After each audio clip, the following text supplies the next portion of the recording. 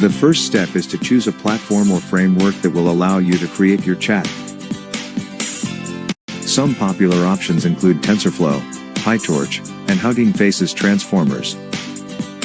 Once you've selected your platform, it's time to start coding. You'll need to write a script that will train your chat model on a specific dataset.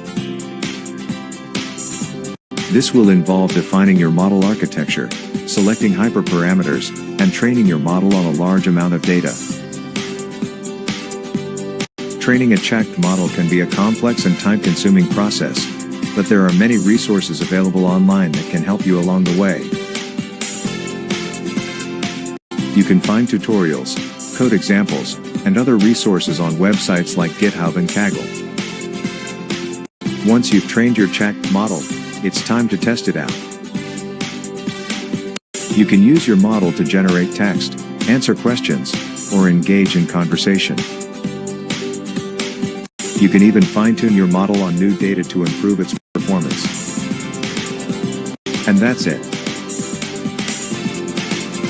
With a little bit of coding and some training data, you can create your own customized chat.